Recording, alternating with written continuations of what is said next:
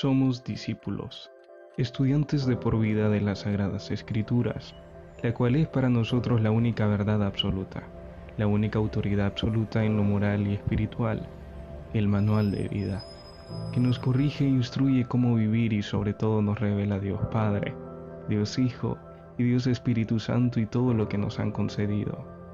Somos Iglesia, parte de esa expresión máxima y visible del único y eterno Dios, parte de la reserva moral y espiritual del Señor en esta generación. Somos enviados por Dios a anunciar la buena noticia de reconciliación, el Evangelio, para cada persona, para todas las generaciones. Somos una casa de adiestramiento y adoración. Nos congregamos como parte de la gran familia de Dios en esta tierra, para darle el lugar de honor que solo le pertenece a Dios eterno, en forma individual y colectiva en nuestra vida. Somos Igle Cuadra.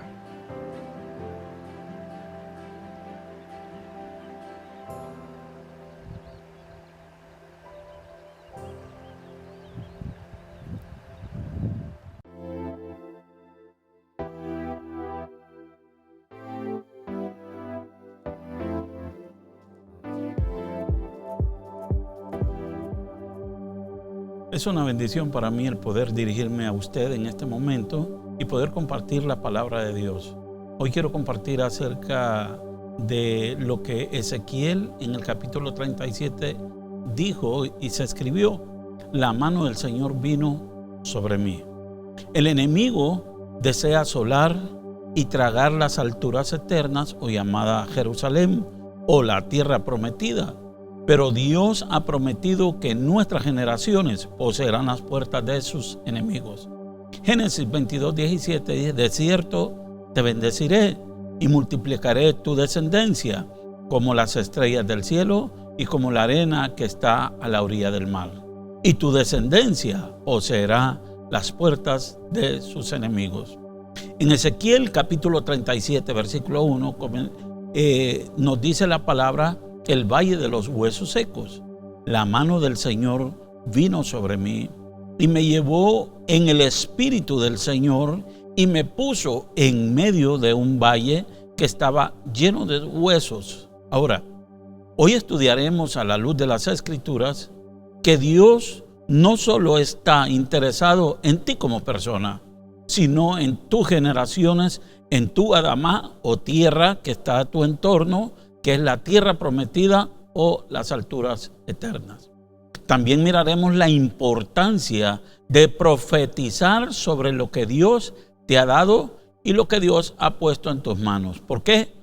Porque todo se lo debo a Él. Todo se lo debo a Él. Entonces, vamos a ver aquí lo que dice Ezequiel 37:1 y vamos a ir detenidamente viendo lo que el profeta estaba haciendo y qué es lo que Dios le estaba diciendo. La mano del Señor, dice, vino sobre mí y me llevó en el espíritu del Señor y me puso en medio de un valle que estaba lleno de huesos. Ahora, cuando dice el profeta la mano del Señor vino sobre mí, está hablando de una figura metafórica. ¿Por qué? Porque era diciendo la misma presencia de Dios vino sobre mí.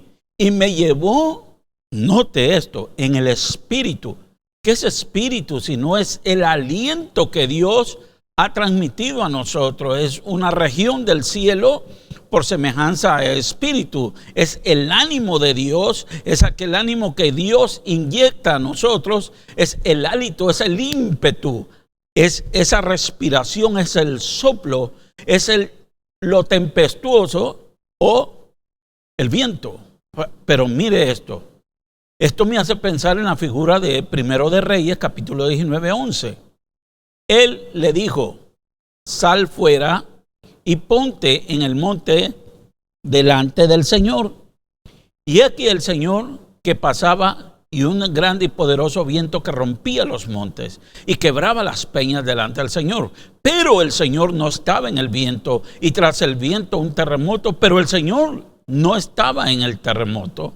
Sigue diciendo. Él le dijo: sal fuera y ponte en en el monte delante de Yod-Hei Vav-Hei, que Yod-Hei Vav-Hei es el tetragramatón del Señor en hebreo. Y ahí, en ese momento, Yod-Hei Vav-Hei pasó el gran y poderoso viento y rompió contra las montañas y rompió las rocas en pedazos delante de Yod-Hei Vav-Hei. Pero Yod-Hei Vav-Hei no estaba en el viento. Después del viento vino un terremoto, pero Yod-Hei Vav-Hei no estaba en el terremoto. Primero de Reyes 19:12 dice, y tras el terremoto, un fuego, pero el Señor no estaba en el fuego. Y tras el fuego, un silbo apacible y delicado. ¿Qué Dios nos quiere enseñar a través de esto? Y cuando lo oyó Elías, cubrió su rostro con su manto y salió y se puso a la puerta de la cueva, y aquí vino a él una voz diciendo, ¿qué haces aquí, Elías? ¿Dónde está Dios? Y esa es la pregunta que todos nos hacemos. Tanto Ezequiel como Elías experimentaron la grandeza del Señor, ya que el Espíritu del Señor había descendido en ellos y se había apoderado de ellos, tanto así que sabían que Dios estaba en el asunto. Note esto es importantísimo, saber que Dios esté en el asunto. Por eso en Ezequiel 37:1, y lo vamos a volver a leer y mírelo ahí, dice, la mano del Señor vino sobre mí y me llevó en el Espíritu del Señor y me puso en medio de un valle. Y subrayé esta parte, en medio de un valle me puso que estaba lleno de huesos. Ahora, cuando dice la palabra, me puso en medio de un valle. Qué interesante esta narración que está haciendo Ezequiel, llevado por el Espíritu. No lo puso en un manjar, no lo puso en un valle lleno de rosas y lirios, no lo puso en un lugar verde con montañas, sino que lo puso, lo llevó en el Espíritu, lo llevó a un lugar que estaba lleno de muerte. ¿Por qué? Porque habían huesos. Entonces, ese lugar, había muerte en ese lugar. Y dice, cuando dice me puso, viene la palabra Noaj, o Noaj, que significa Noé, que significa reposo. Mira, Dios nos lleva a lugares para reposar. Aunque parezca feo la situación, Dios nos pone en ese lugar para establecernos. Nos coloca, nos deja a solas. Oiga esto, nos deja a solas. Se retira, nos abandona, detiene, nos pone, nos hace estar quietos y reposados. Esa es la figura que Dios estaba llevando a Ezequiel en medio de ese valle, aunque era un lugar feo, pero Dios lo puso ahí también para que él descansara. ¿Por qué? Porque tenemos que descansar en Dios, y ese es el mayor problema de nosotros como creyentes. No sabemos descansar en Dios y nos atribulamos y nos cargamos. Se imaginan a Ezequiel ahí cargado, tribulado y viendo aquella situación terrible. Y cuando habla de valle, dice en medio del valle. Mira, dice, viene la palabra vicá, que vicá significa hendiduras, o dicho de otras formas, apriscos. ¿Se acuerdan que el Salmo 23 dice, aunque ande en valle de sombra de muerte? Pues ese era el valle que estaba experimentando Elías, ese valle de sombra de muerte. Ahí estaba la muerte. ¿Por qué? Porque los huesos hablaban acerca de ellos. Pregunta, ¿Ezequiel quería estar en ese valle? Si Ezequiel significa Dios fortalecerá, pues ahí en ese lugar Ezequiel estaba recibiendo fortaleza de Dios, porque el Espíritu de Dios estaba con él y el Espíritu de Dios lo había llevado a ese lugar. Ahora, ¿qué había en ese valle que lo convirtió tan especial que Ezequiel estuviera ahí? Óigame esto, ¿qué había tan especial en ese valle que Dios lo llevó y Dios lo puso en ese lugar, y la mano del Señor dice que estaba sobre él? ¿Qué era tan especial ese valle? ¿Qué es lo que Dios quería enseñarle a Ezequiel? Mira, volvamos a leer Ezequiel 37:1, léelo conmigo. La mano del Señor vino sobre mí y me llevó en el Espíritu del Señor y me puso en medio de un valle que estaba lleno de huesos. Oiga esto, estaba lleno de huesos. El valle de huesos secos. Pero hay una frase que dice ahí, pero algo hace falta en ese valle. Hacía falta un ingrediente en ese valle, y era que un hombre de fe, un hombre que hiciese vallado, un hombre que profetizara, un hombre o una mujer o un niño o un joven o una niña, hacía falta que llegara a ese lugar. Ese lugar tenía que llegar a alguien que profetizara, alguien que creyera la palabra de Dios, alguien que creyera que Dios era el único que podía restaurar todo eso. Y Dios llevó a Ezequiel, y eso era lo que tenía, algo peculiar que tenía ese lugar, es que hacía falta un hombre de fe. Dios nos pone en lugares, ¿para qué? Para que echemos a andar nuestra fe, para que podamos desarrollar nuestra fe. Cuando Ezequiel se paró ahí, entonces Ezequiel comenzó a ser usado por Dios. Por eso hemos dicho, no son tus palabras las que causarán el rompimiento de maldiciones generacionales, sino la palabra del Señor. Y vamos a ver aquí, Dios te pone en lugares que tú no quieres estar. ¿Cuántas veces usted ha estado en lugares que no quiere estar? Porque allí hace falta algo. Y es que tú profetices, que hables la vida del Señor. Aquello que miras en ese momento, aunque no sea de tu agrado, aunque estés sin vida en tu forma de ver, pero Dios lo puso ahí porque sabía que ese hombre iba a activar a esos huesos. Óigame. ¿Cuántas veces Dios quiere activarnos a nosotros? Dice, y piensa en esto, la mano del Señor vino sobre mí y me llevó en el espíritu del Señor y me puso en medio de un valle que estaba lleno de huesos. ¿Te has puesto a pensar tú qué es lo que Dios quiere hacer en tu vida? Esa era la situación. Había muerte, se transpiraba la muerte. Entonces, en Ezequiel 37:2 ya va este versículo, ya enmarcando o llevándolo a una situación de fuerza. Porque Dios estaba fortaleciendo a Ezequiel en ese momento. Y dice, y me hizo pasar cerca de ellos. Le dijo el Señor, ok, te voy a hacer pasar en medio de ellos, por todos en derredor. Y he aquí que eran muchísimos. Algo que no podemos obviar es la palabra del Señor. Eran muchísimos sobre la faz del campo. Y por cierto, oiga, qué descriptivo Ezequiel lo que estaba viendo. Y dice, y por cierto, secos en gran manera. Ahora, eso lo hace ver y pensar que las cosas no están sucediendo, que no, en realidad no estaba la situación terrible en ese lugar.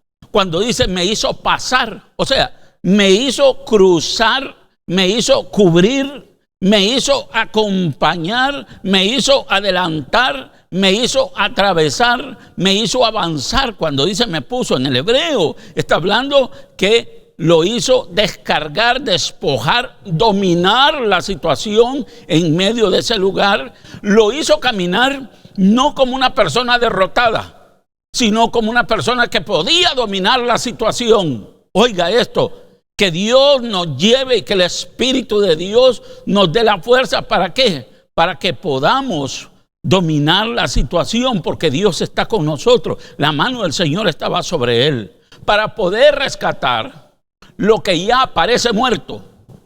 Nos toca cruzar, atravesar, no para lamentarnos, sino para que el Señor se glorifique en ello. Y esto puede ser persona, lugar, región o pertenencias que necesitan de que alguien sea movido por el Espíritu y se despierte y le hable vida. Óigame, le hable vida. Estamos hablando de que le hable vida y no muerte. Entonces, repito, no son tus palabras las que causarán el rompimiento de maldiciones generacionales, sino la palabra del Señor, que hables vida en vez de muerte. Entonces, en Ezequiel 37:2, y lo vamos a leer juntos, y dice, y me hizo pasar cerca de ellos y por todo en derredor. Y eso es lo que miramos. Y después dice, y he aquí que eran muchísimos sobre la faz del campo. Ahora, note esto. Cuando dice que eran muchísimos, ¿a qué se está refiriendo? Y ya vamos a ver qué es lo que significa secos. Cuando está describiendo a Ezequiel que eran secos, viene de una situación de estar avergonzado. O sea, el hecho de llegar a ese lugar era una vergüenza. Ver todos esos huesos secos, ver cuánta muerte había en ese lugar. Era un lugar de vergüenza. Era un lugar de confusión, era un lugar de desilusión, era un lugar de fracaso, era un lugar seco que se había marchitado, que se había confundido, que se había destruido, que se había extinguido, que se había marchitado. ¿O escuchó esto? Seco era esa palabra, es tan amplia. Cuánta vergüenza, cuánta desilusión. Seco significa que hace alusión al estado de la esperanza.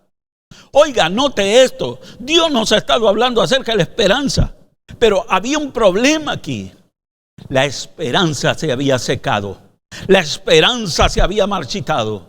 Esto está haciendo alusión al estado de la esperanza entre el pueblo de Israel y el milagro que se requería para reanimar la nación, para reanimar a tu familia, para reanimar a una iglesia, para reanimar la tierra donde tú estás. Se necesita esperanza. Se ha secado la esperanza, se ha marchitado la esperanza. El milagro que se requiere para reanimar a la nación. Reanima a tu gente, reanima a tus hijos, reanima a tu pueblo, reanima todo lo que está ahí. ¿Por qué? Porque Dios te ha puesto en un lugar privilegiado para que domine sobre ese lugar. En otras palabras, era un pueblo desesperanzado el que estaba ahí. Y esa era la figura que Dios había mostrado. Ezequiel sintió que quizá hablaba a los muertos cuando predicaba a los cautivos, porque casi no respondieron al mensaje. Pero estos huesos respondieron. Mira. Ezequiel hablaba y sentía que aquellos no le respondían. Y Dios lo lleva a los huesos, pero los huesos sí le respondieron. Y de la misma forma en la que Dios vivificó los huesos secos, volvería a dar vida a su pueblo espiritualmente muerto. Eso es lo que lo llevó Dios a Ezequiel. Entonces esos huesos secos era una enseñanza tremenda para Ezequiel, tanto así que esto representaba la condición de una muerte espiritual. Y Dios diciéndole, mira, no importa cómo esté la muerte espiritual de esta gente, no importa si puedes ver a tus hijos de esa forma, no importa si estás viendo lo que estás viendo, muerte, entonces yo te voy a poner en ese lugar y te voy a poner en dominio para que puedas hablarle. A lo mejor, ¿qué es lo que está pasando en tu casa? ¿Hay muerte en tu casa? ¿Hay huesos secos en tu casa? No es el momento de pasar en medio de ellos y decirle, Señor, si tú me pusiste en medio de estos huesos secos, tú me puedes dar la fuerza, Señor. Solo deseo que tu espíritu venga sobre mí y parezca un montón de huesos secos espiritualmente, sin esperanza de vitalidad. Hoy quiero apelar a esa esperanza que hay en ti. Tal vez tu esperanza esté seca, esté muerta. Pero hoy es el tiempo de venir al Señor. Hoy es el tiempo de decirle, Señor, mira estos huesos secos. Pero primero, Señor, mira la esperanza que hay en mí. ¿Se ha marchitado esa esperanza? ¿Se ha debilitado tu esperanza? se ha debilitado esos tiempos de oración que tienes con el Señor, hoy es el momento. Este es el tiempo de decirle: Señor, creo a tu palabra, creo en ti, Señor, y creo que tú puedes traer esperanza a mi casa. Envía esa esperanza a tu casa. Habla vida en vez de muerte. Habla bendición en vez de maldición. Y todas esas cosas van a cambiar. Que en este momento Dios pueda hacer algo en tu vida. Que Dios pueda tocar tu corazón. Que pueda despertar esa esperanza de vida. Y así podrás hablar y profetizar a esos huesos secos. Algo tiene Dios que hacer contigo, pero ponte en el lugar de Dios. Que la mano del Señor te lleve, que el Espíritu de Dios entre sobre ti, que Él te haga atravesar en medio de situaciones, pero teniendo el control Él. Y así tú podrás dominar la situación. En este momento yo quiero orar por ti y quiero declarar esa vida sobre ti. Padre, gracias, Señor. Gracias porque tú nos haces atravesar esos huesos secos, Padre. Señor, que nuestra esperanza se pueda reafirmar, fortalecer, Padre, porque tú eres nuestro Dios, el Dios de nuestros padres. Gracias, Señor, porque así como hablaste a Ezequiel, también nos sigues hablando a nosotros. Gracias, Señor, en el nombre de Jesús. Amén y amén. Dios te ama, pero tus pecados te han separado de Él. Pero eso no importa, pues Jesús murió en la cruz para perdonar tus pecados. Y por medio de la oración lo puedes recibir en tu corazón como tu Salvador y Señor. ¿Te gustaría hacer esta oración conmigo hoy? Dios, reconozco que soy pecador y que mis pecados me han separado de ti. Gracias por enviar a Jesús a morir por mí en la cruz y perdonarme. Jesús, yo creo en ti y te recibo hoy en mi corazón como mi Salvador y Señor. Gracias por amarme tanto. Amén.